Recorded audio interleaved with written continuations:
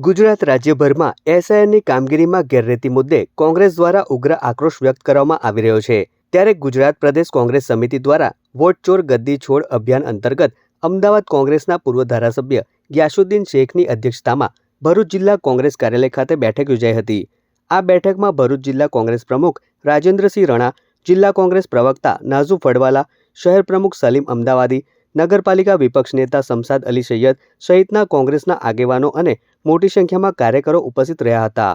કાર્યક્રમમાં ઉપસ્થિત પૂર્વ ધારાસભ્ય ગ્યાસુદ્દીન શેખે કોંગ્રેસના કાર્યકર્તાઓને સંબોધન કરીને જણાવ્યું હતું કે એસઆઈઆરની કામગીરીમાં રાજ્યભરમાંથી 14 લાખ મતદારોના નામ રદ કરવાનું ષડયંત્ર કરવામાં આવ્યું છે, જે ગેરરીતિ સામે કોંગ્રેસ દ્વારા જન આક્રોશ વ્યક્ત કરવામાં આવી રહ્યો છે અને આવનારા સમયમાં ઉગ્ર આંદોલનની ચીમકી પણ તેઓએ ઉચ્ચારી હતી। આ ઉપરાંત ભાજપ દ્વારા ચૂંટણી પંચને હાથો બનાવીને આ કાવતરું કરવામાં આવ્યું હોવાનો પણ તેઓએ આક્ષેપ કર્યો હતો। કોંગ્રેસ પાર્ટી એક સાથે મળીને મજબૂતીની સાથે આ મુદ્દાની ઉપર ગુજરાતના 5 કરોડ મતદારો કોઈની પણ ધર્મ જાતિ જોયા વગર માત્ર ને માત્ર ગુજરાતના લોકોનું લોકશાહી ઢબે જે એમને મતદાનનો અધિકાર છે એ જળવાયેલો રહે,